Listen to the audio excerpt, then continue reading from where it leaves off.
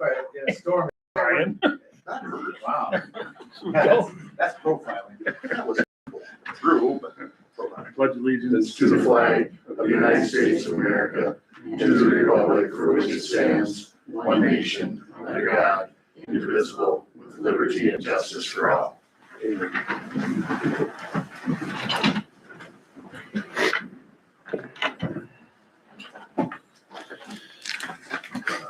Approved minutes from February 23rd, 2026, regular city council meeting. I move to be approved. I'll second. Any discussion? Amanda, Bob, you good? Good. All in favor, aye? Aye. Aye. Opposed, same sign, motion carries. Consent agenda, A, approve payments and disbursements. B, approve audit engagement letter with Cone Resnick. C, park and memorial benches. D, lift station pump maintenance agreement. A question on that Colin Resnick. Yes, sir. Is that the same as last year? Yes and no. Our Smith Schaefer's, who we've been using for a few years, I think about 5 years, and they were bought last summer. So we just started getting new stationery and this new audit. Like, normally you'd see that engagement letter a little early. I think it's dated actually in January. We just received it, so that's all on the new letterhead, new stationery stuff. So it's about the same amount too? There's been a steady increase. I would say auditors are one of those services that it's good to go out periodically and solicit. So that's something we've been talking about internally. But that decision will be made probably this summer, later, closer towards budget time. Okay. But I think I'm seeing what you're seeing, and I'm definitely on the same track as you on that. I talked to Steph about them today and she said they're good to work with, but when the new company took over, now they do demand new things. Yeah, They're a little different. That's Which okay. isn't a bad thing. I think it's a good thing, as long as she doesn't think it's ridiculous, But yeah, sounds like they're pretty good. Anything else here? On the park and memorial benches, I see we got 2 quotes. So we're accepting the oh, shoot, yeah. lesser one. Let me make sure I got all that.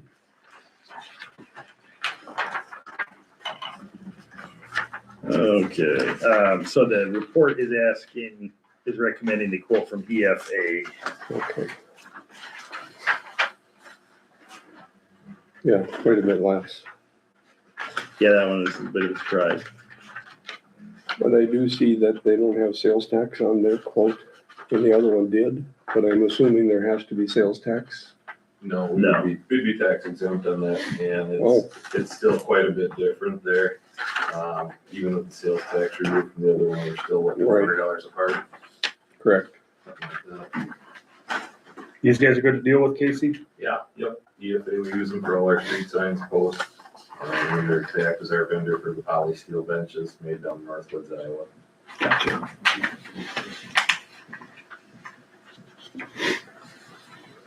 And on, the other question I had was on that lift pump maintenance agreement. Does that include travel? No, It does not. no, so their price is pretty similar to what it's been in the past. I think it's been 3 years ago since we had them here for lift station inspection and maintenance. We typically see about $1,300 for trip charge. And if they have to stay overnight, we pay at a hotel as well. And it doesn't matter if it's electric pump or Minnesota Pump Works, it's pretty much the same across the board. Okay. Yeah, I see they did have 1,300 for mobilization on the quote, so that's what that's for. But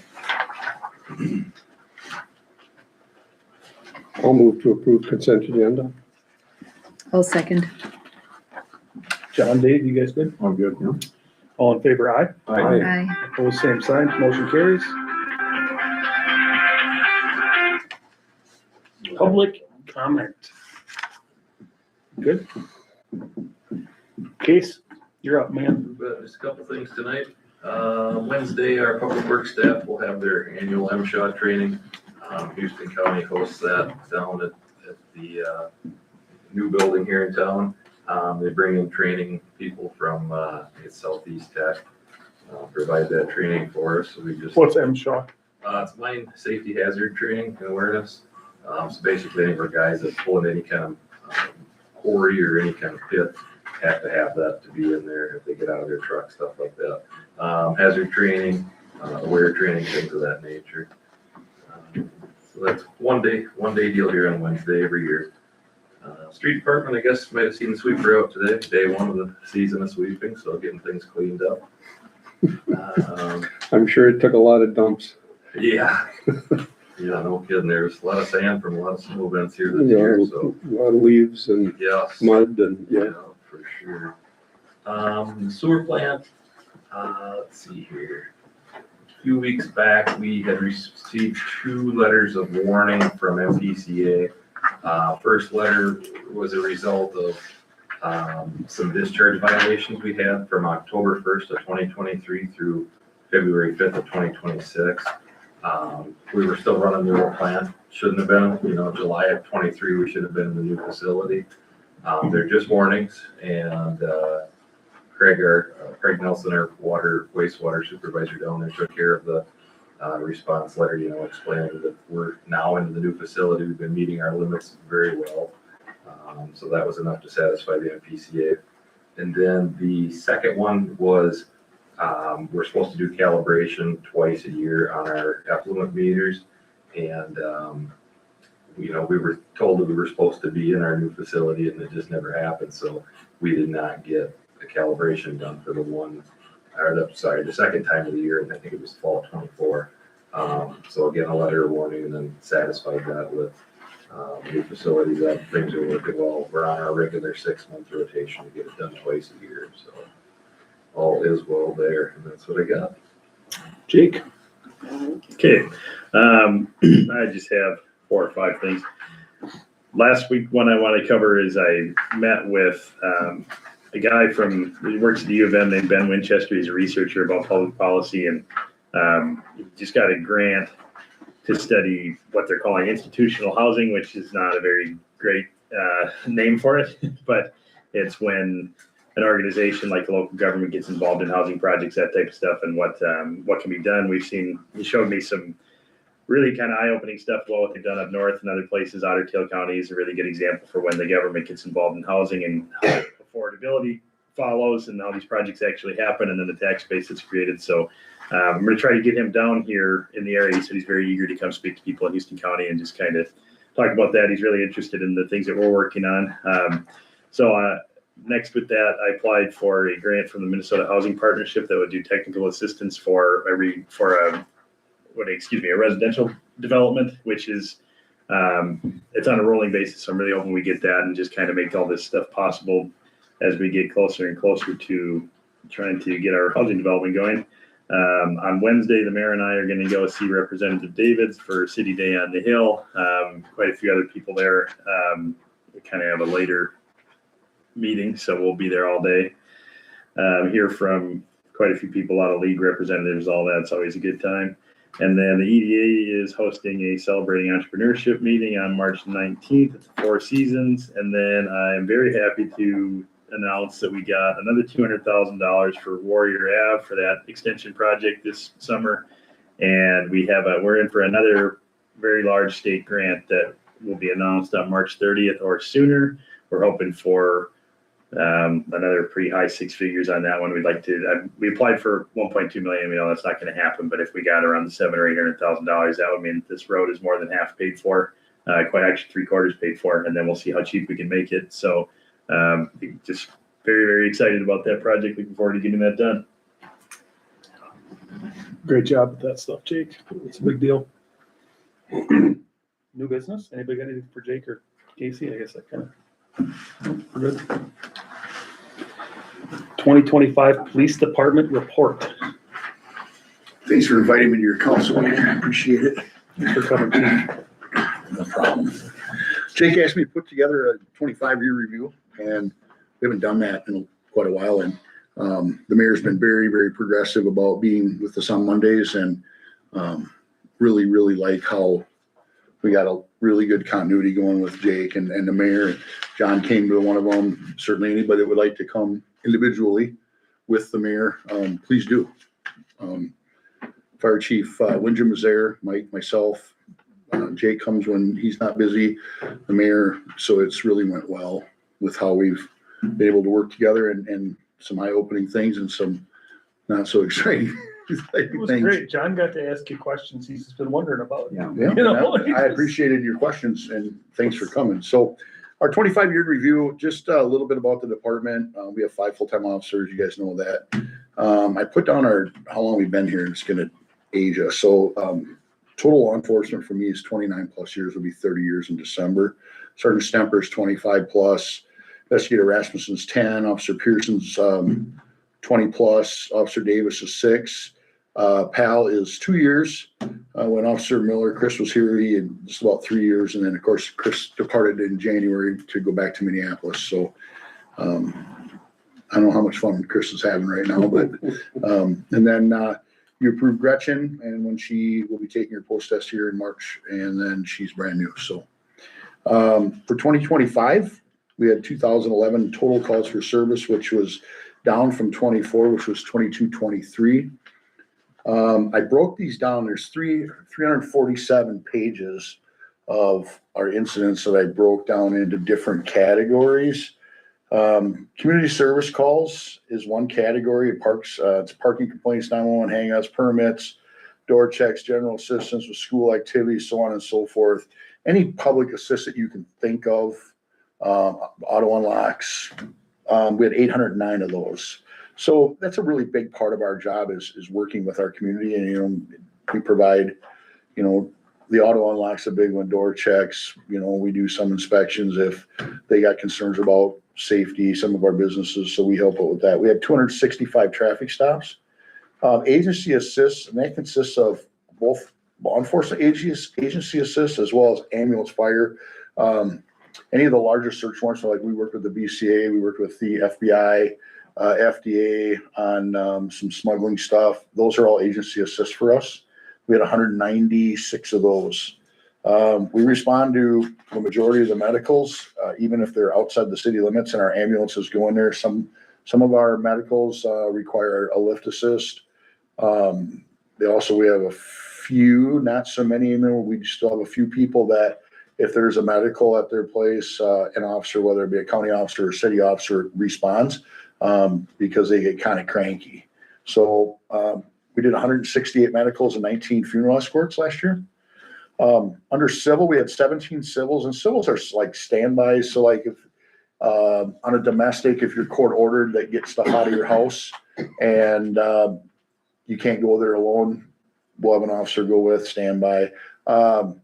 Civil standbys, also with like child exchanges. So you got nasty divorces and you got child exchanges. We'll be part of that also. Thefts and burglaries, we had 53 thefts and 3 burglaries last year. We had 6 assaults. This is a little bit disturbing. We had 30 domestics that resulted in arrests. Crim damage to property had 27, and one of the ones that bothered me most, we had 12 criminal sexual conduct cases. That's disturbing. We had 3 missing people, 2 suicides, 4 fires that were written down as a fire. That's how it was labeled, but that could fall under agency assist also. I know for sure was the 100 block fire that got put down as a fire because it was flaming. We do respond occasionally to hospice deaths, and that usually gets reported with the ambulance. So we had 1 of those.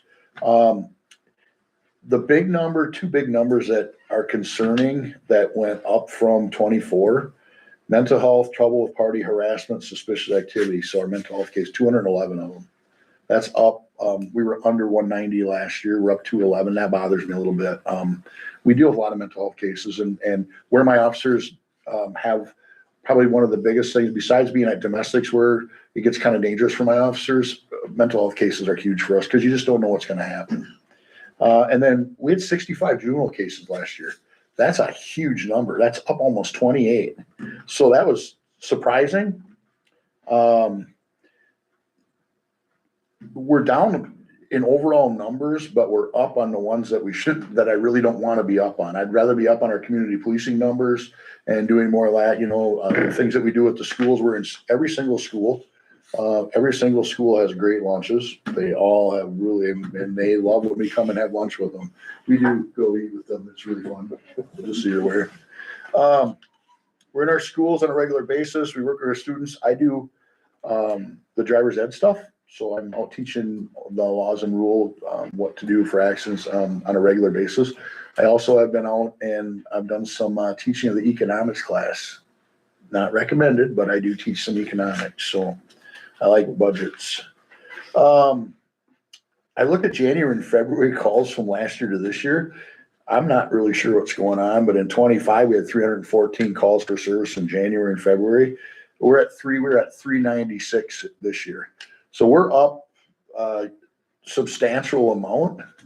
And I'm not, we got some nasty, well, we have 6 CSC cases going on right now. That's half of what we had last year already, and that was January, February. That's disturbing, and they're bad cases. We're working actually CSE. criminal sexual conduct involving kids. The big one we're working on right now involves the Minnesota Bureau of Criminal, well, it started here in Houston County, so it's Houston County, Caledonia, the BCA, the Wisconsin, not West Salem, Toma Police Department, and the FBI is huge. So, and it's sick to my stomach thinking about it. So anyway, Alton side parking, we're down in the end of 25, but up with the last 2 snowstorms. Pal has a fan now from a feller, that Really? letter that we got, Oh, that one you read today. that was for Pam. That was for Pal, yeah. So the guy moved his car 3 times. And there was no snow because they already plowed, but still was on the wrong side of the street, so he got a ticket. And so he is not a fan of Pal, but that's okay. Pal did his job. I was proud of him. Investigator Rasmussen, he worked 20 pretty serious cases last year. A lot of them have to do with the CSCs, some elderly, under some of our theft stuff is elderly abuse and theft of elderly. That is more and more we deal with that part of the 53 thefts that we do. So Mike has just taken investigations, and I wish I would say it if he was here, but he's taken investigations to the next level for us. I mean, the classes he goes through, the things that he's learned, and the resources that he's been able to get for our department and our community for free, and working with people. I mean, he's just the guy. He's the real deal. I'm just so proud of what Mike does and how he's closed more cases than, and I'm not by any means, I love when Seth was working here, but Mike just took that whole thing to the next level, and he's closed cases. So I'm very, very proud of him. I'm very proud of all my officers. They've done a great job. Kind of some bad news stuff. We're currently down 2 squad cars. Kurt's rear end went out of his pickup, and not just a little bit, it went boom.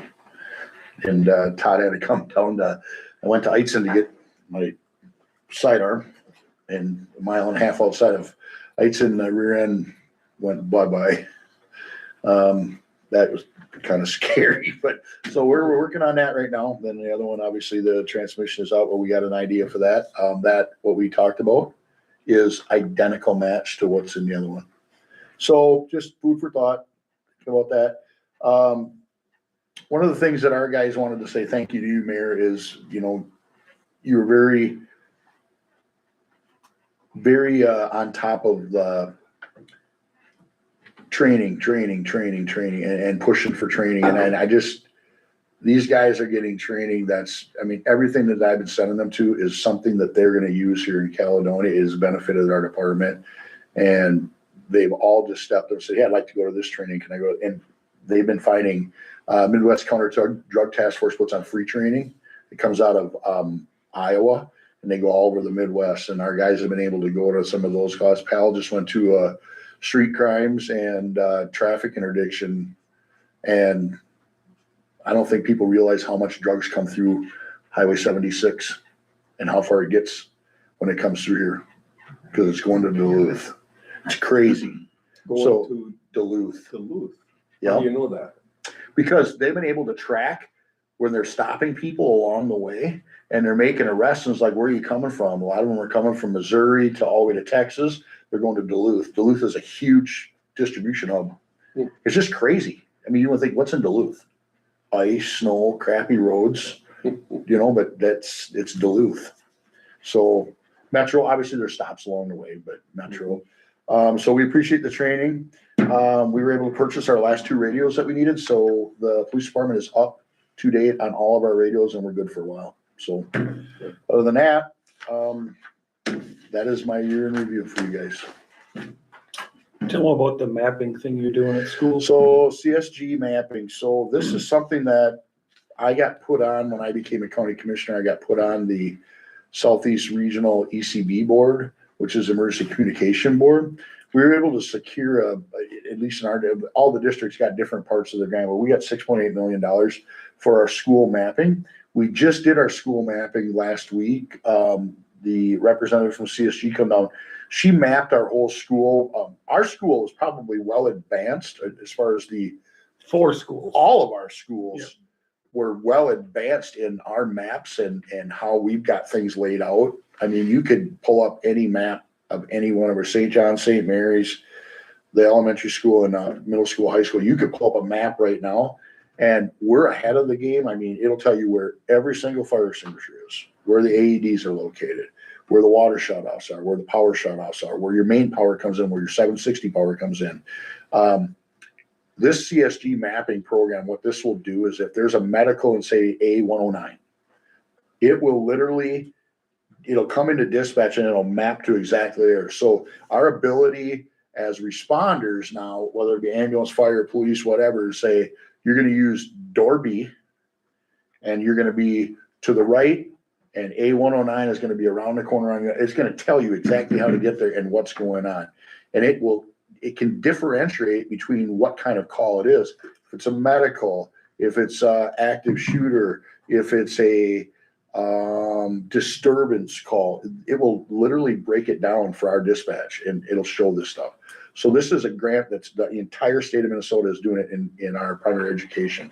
Their goals eventually will be to move that on to secondary education, such as your Mankato State, St. Cloud's, all these different colleges, as well as churches. It'll eventually, so they want to be able to map and basically have everything mapped.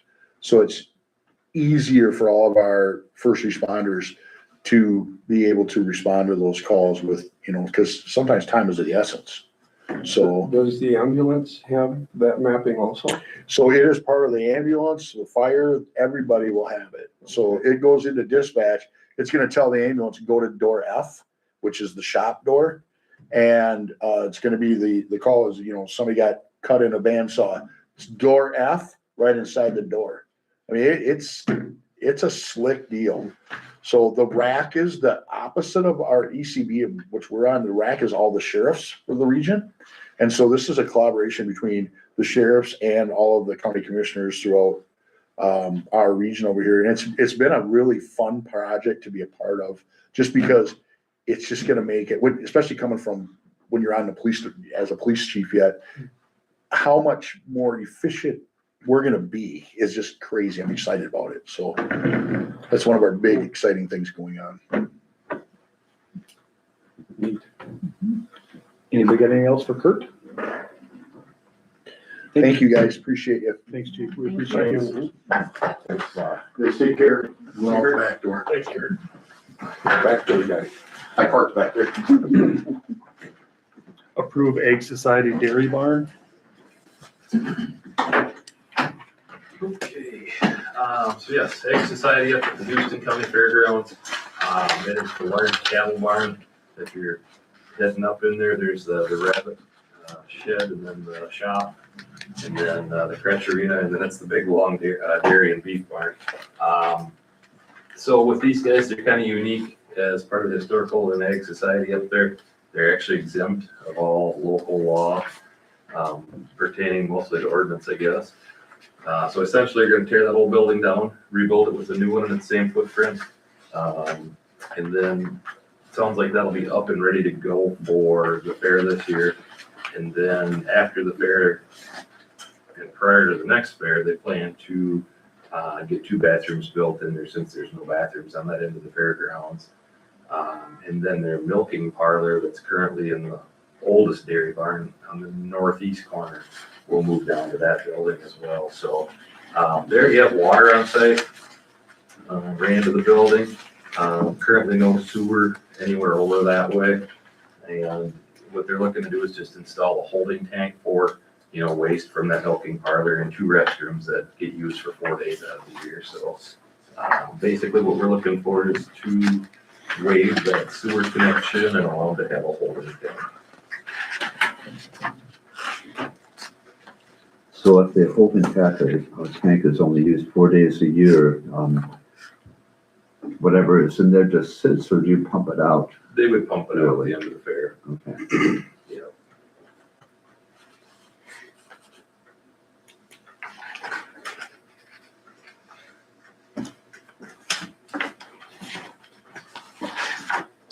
I don't think we have much choice. Right. Is there any concerns to this? Nope, I don't have any concerns here. We had a similar application a few years ago when that new Schultz building went up for the pigs and sheep and stuff. But no sewer connection or nothing over there at all, no tank. This would probably be the only building we ever see up on that, called 4-H or animal side of the world there that would probably have any kind of facilities in it. Sounds like a good project. We don't need to stand in the way of it. Why would we? Yeah, they've been doing a great job with fundraising and, well on their way to replacing buildings up there, so. Sounds like they're pretty excited, hope to start tearing the old one down here in a few weeks and keep moving on. Perfect. Well, I'll make a motion to approve then. I second. Any discussion? All in favor, say aye. Aye. Aye. Opposed, same sign, motion carries. C is consider Winnebago reconstruction sidewalk.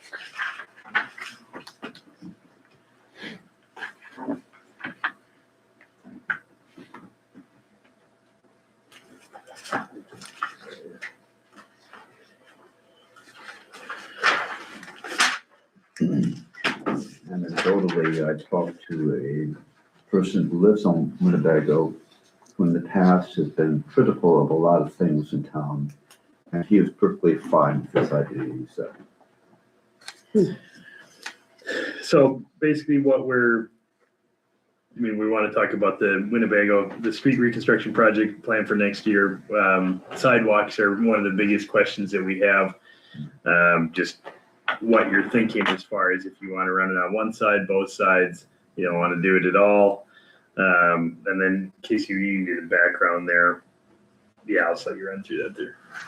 Yeah, I guess sidewalks obviously a pretty vital part of our community. That's a very busy street, I'd say probably in the top 3. Not only vehicles, but pedestrians. A lot of people come from the east, the west, and all the way to the south end of town there. Kind of like I put in the report here, there used to be at least one full side and then a block or 2 on the other side. And over the years, some people just kind of pull them out and it's never really been addressed. So we've got a hodgepodge of nothing down there. But there was even a time here a few years back where there were some petitions to get sidewalk the whole way, even out into that Winnebago Estates. It was well before my time. I'm not sure why it didn't happen, I guess. But so anyway, this project's a kind of a once in every 50 years with a total reconstruct or even longer. So the big question here is, I guess we're not so much concerned about the cost of installing it on 2 sides versus one, but the design right now. So Houston County's doing the street and sidewalk grades with their design, and then our SEH engineering is doing our utilities, water, sewer, storm. And with ADA requirements and whatnot, adding sidewalk to places that's never had it, driveways are going to change a little bit, and just making that sidewalk grade work for every pedestrian ramp is a pretty important place where they're at right now with that design. So just want to make sure that we're all on the same page here with. You gonna bottom my car out when I pull into my driveway, Casey? You're pretty level there, that shouldn't be. Yeah, so that's a good, Gotcha. good example. Yeah. I think your driveway's on kind of an easier, flatter spot. Yeah. But It should be, it Let's should be take some of okay. those that are semi-steep right now. Down the block from me. Yeah, on the other Yep. side. Yeah. Both sides have got it, so it's not gonna be a matter of a challenge of grades, it'll work. But what we'll end up seeing with some of the steeper yards is, going back in their yard a little farther, reshaping, maybe replacing an extra 10 or 20 feet of somebody's driveway, just to make those grade changes work. Kingston project was a really good example of that, we had to do quite a bit of it down there. And little, not a lot down here in the downtown, being it was all pretty much up against storefronts and whatnot, but, so, yeah, Houston County was really looking for an answer on, are we doing one side or two sides here? Well, my vote is two sides. I agree. Same. Yes. I think if you're gonna do it now. Yep. Yeah. Yep, it's too many people walking in that road. Mhm. A lot of people complaining about snow shoveling, I'm sure, but. Well, I mean, Yeah, Yeah. we've got a lot of information here to back these decisions. I mean, our ordinances and every city always wants to pursue a good sidewalk system. Back in '97, the city adopted, a rail and sidewalk map and a policy to continue with more sidewalk and improving what we have. And then safe routes to school has also been a big thing. And getting a good sidewalk on this stretch is one of the top priorities that was listed years ago. So comprehensive plan also points to this. So it's, really following what we've been working on here for many councils and whatnot. So it'll be good choice. In the fall, a lot of large ag equipment goes up and down. Yes. Winnebago too. And there's kids riding their bikes on it, John. It's, Mhm. Mhm. yeah. We need a motion, Jake. What do we need here? no, buddy? we'll take the direction.